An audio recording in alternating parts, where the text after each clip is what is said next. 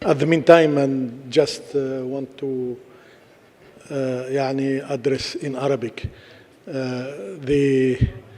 our colleagues from the AUC. I was about to say AUB. يعني سعيد طبعا بوجودي في احدى اهم منارات العلم والفكر في الوطن العربي. تحياتي للأصدقاء والمسؤولين على الجامعة الأمريكية في القاهرة. I don't see Ibrima. Ibrima in his opening remarks, Ibrima Sal, our executive director from Trust Africa, in his opening remarks this morning was mentioning, in fact, a lot of Africans who really spent a huge part of their career in this university. And he mentioned some of them, particularly, in fact, from South Africa. From South Africa, where, in fact, within the apartheid time, a lot of scholars from South Africa came here and almost spent all their career here. And really, I don't know if Ibrima is in the room, but I have Ibrima mentioned some of them, and probably I would like to mention Professor Arshima Fiji, who was teaching, he's from South Africa, and who was teaching here, in fact, and married to one of our colleagues also from the university. And so the late Arshima Fiji, who was teaching here for many years and almost spent all his career in this prestigious and great university. So happy and proud to be in the American University in Cairo. So thank you very much. I really appreciate, and this is my presentation. I'm not going, I mean, it's available. My colleagues from Trust Africa told me that they will circulate the presentation. So I will just make sure that within the 10 minutes, talk to some of the slides in the presentation. The presentation is about, of course, the failure. I think since this morning, it's the same theme, the failure of a classical model of ODA-supported, development in the continent. And of course, I think we have a very comprehensive, and fantastic conversation this morning. So I'm going to build on that conversation, taking into account, in fact, the debate within the international institutions, multilateral development banks, in the UN institutions. This is the 5 issues I was going to mention in my presentation. I will just really pick some few 4 or 5 slides and talk to some few slides. So the first is really the introduction. An introduction, I'm going probably to take some time on the introduction. Then the second chapter is the failure of the classic financial for development model, difficulties, Africa's crisis and the need for a new financing for development framework, and then towards a new financial for development framework to build Africa's autonomy and resilience. I think the main idea, I think it was expressed by many colleagues this morning, and I think highlighted by Mr. Jani also in the discussion of the second panel in the morning. But the main idea, I think it's at the end of this experience of building our development in the continent on the basis of an external ODA model for financing for development. I think there is a need now to shift and to move for really an internal model or an alternative model of financing for development for the continent. I think some of the items of this new model were highlighted in this morning. So I'm just going to give you some The first issue in the introduction is really the financing for development today is at the center of some global conversations and debates on development for different reasons. The first one is, of course, the holding of the fourth conference for development in Sevilla a few days ago. Secondly, and more importantly, I think it's really the global environment marked by huge uncertainty and ongoing concerns about the world economy and the position of the African countries and developing countries in general in the world. Increasing fragmentation of the world economy, trade wars since January 2025, de-risking and friend-shoring strategies where in fact are really the guiding principle of international economics and the world economics. Weakening of the multilateral institution. You heard what's happening in some UN institution like WHO, like the marginalization of the WTO, the decision of the American administration, in fact, to reduce the ADF, which is really the easiest window of the African Development Bank. So a lot of development, but also the rise in the geopolitical conflicts, war in Ukraine and its implication on the energy and also cereals, the war in Gaza. Marwa, my colleague Marwa spoke about it, and other conflicts. And in the continent, probably the most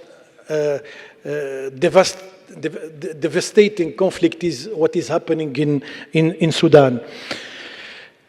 So in this context, African economies are really becoming more vulnerable, and the external and global shocks reinforce the internal fragility of the different African economies. The question is whether the development financing model that has prevailed, in fact, over the last 3 decades is still appropriate for supporting African development. And that's the main question. That's the issue we were debating since this morning, and that is the most important issue in this conference. My position and my thinking is also in agreement with what was almost the consensus emerging from this morning conversation, is that Africa needs a new development financing model to foster the structural transformation of the economies and put it on the road to collective autonomy and shared sovereignty. So this is really the main idea I tried to develop. So from the second point, I'm going to take 1 or 2 comments, or 1 or 2 slides. First, I think the issue of financing for development has been really a major subject for the ones teaching economies. It's really an item in development economics. But with considerable controversies about, the way to do and the way to think the financing for development. There is a radical point of view which has considered that the external financing model is a mean for perpetuating the dependence of the countries of the South on the global economy. The late Samir Amin, the son of this country, was probably one of the most supportive of this idea, and the whole school thinking in the economics are really supporting this idea. But there is another, I think, dominant point of view, which has become really the mainstream thinking and position, is that the countries of the South have a financing gap between their savings and the investment needs. And in order to close that gap, there is a need really for an international support and international financing. So this is the idea to close the gap. This is the idea behind all the 4 decades of policies, choices to use external and ODA and external financing for development, really to support the African countries and to support all the development countries. This analysis, as I said, will be really the basis of the mainstream thinking about financing for development in the last at least 4 decades. Several forms of this financing, the ODA, FDIs, the role of the MDBs, multilateral development banks, etc.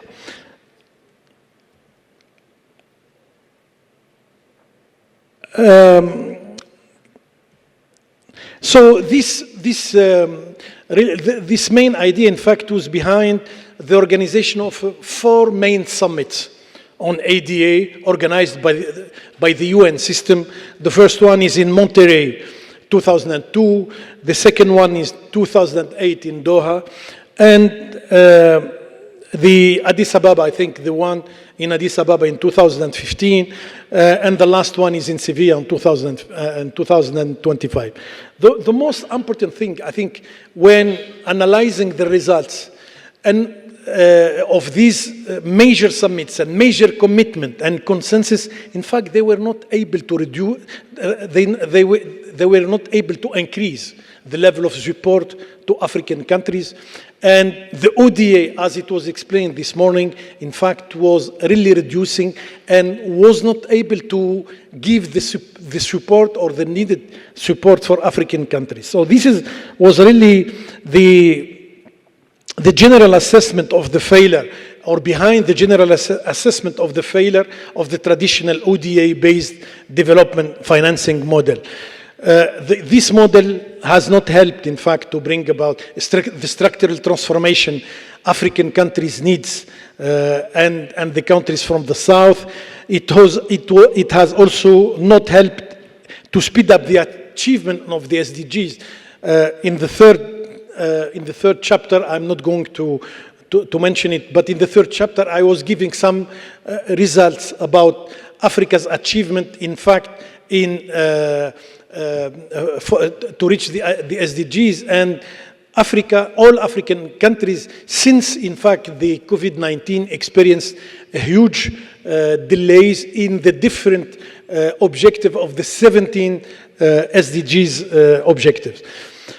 The system has also given a series of phenomena that have strengthened the dependence of the countries of the South, including the net transfer of resources from the country of the South, the different or recurrent debt crisis, the illegal, Mr. Jani was talking about it this morning, also the illegal transfer of resources, financial vulnerability and dependence of African countries. In general, in fact, there is a consensus also in the economic debate today that the model strengthens financial dependence and geopolitical influence from donors. Through the ODA, through the external financing, the priorities in the interest of the donors are the ones, in fact, implemented in the continent. Investment flows remain limited. And also, I think the end of it was mentioned this morning that today the ODM model is undergoing major changes as a result of the fragmentation. The priorities today are really the geopolitical tension and geoeconomic tension, and the priorities given to security and defense, which is reflecting really the situation today. Crisis also, as I mentioned, from the multilateral institutions that supported the ODA system, such as the United Nations institution and the MDBs. The UNDP was one of the major actors, in fact, in supporting the African countries, the Africa Office, the African Development Bank too. So there is a major, I think, crisis of the failure, actually, more than a crisis. There is a need, in fact, to really abandon this outdated model of ODA paradigm and really define and implement a new financing for development framework, which places the transformation of African economies and the construction of regional autonomy at the heart of the priority. I'm going to go very quickly on some of the ideas. Some of them, I think they were mentioned this morning. It's very difficult to make your presentation at the end of a very really fantastic and exciting sessions this morning. So there is a need to renew the thinking on Africa's development, as it was mentioned this morning. Before thinking about a new financing model, I think there is a need also to renew the thinking of the development of the continent. It is important to move away from a conventional paradigm framework which have only served to reinforce the continent dependence. New development strategy must be defined in order to put the continent in the path of development. And here I would like to insist on one of the most important things. I think it was not mentioned today, and in the continent as Africans, I think we need really to put it as because in the continent I think we have a strategy, and the AUC, the African Union Vision 2063 really offer for all of us the vision to build our development, and insisted on two, I think, major issues. First is the structural transformation of African economies, one of the priority of the continent, and of course the regional integration, the regional cooperation is the second most important issues, and highlighted by the Vision 2063. The vision also involves strengthening international cooperation based on the interest of African countries. So we are not close to international cooperation. International cooperation should be a part of our strategy of transforming the continent, but international cooperation should be really based on Africa's interest. The new model, financing model, I think we must really make a major shift from the old model based on ODA and external financing. The finance must serve the continent strategic projected and build its autonomy and sovereignty.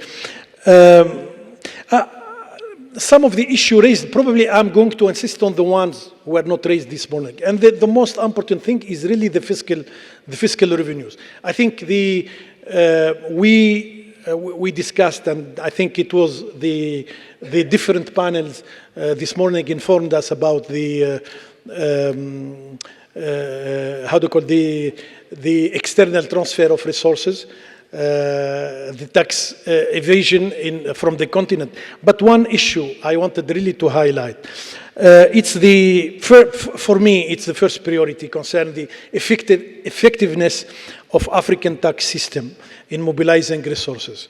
The share of tax revenues in GDP of the continent is 16%, only 16%, and it's 18% in Asia, and the global average is 28% and 34% in the OECD countries. So, and that is really, when we are talking, like what it was raised this morning about the credibility and sustainability of financing for development and internal financing for development, really the improving the effectiveness and improving the capacity of the internal fiscal system in the continent is quite strong. We did, when we were in ECA, some estimate of increasing, in fact, the level of tax revenues in Africa, and we think that increasing by 4% the tax in GDP of the continent, the tax revenues will really equal the what Africa is getting on ODA, sorry, from the external resources. So this is basically, I think we have a last session. I don't want to, probably one thing is really expanding, strengthening the domestic capital market, increase the regional trade and investment, strengthening the regional financing institution. We have our African development.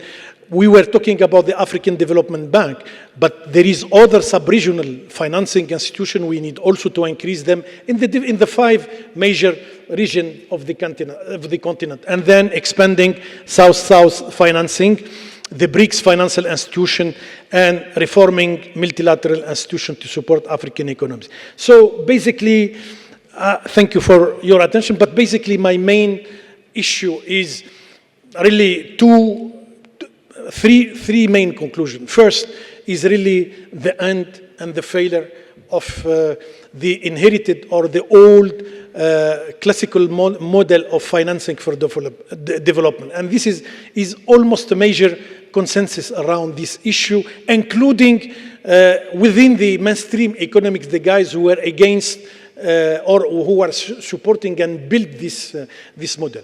This is the first issue. Second, we need to renew and to think about a new financing for development, for the development of the continent, and this financing for development needs to make a major shift from external financing to internal resources and to base our development on internal resources. The last word is about financing. Renewing the financial development model and framework is an important issue, but before that, I think we need to renew and build our new thinking and strategies for African development. I was a bit long. Thank you very much, and sorry for that.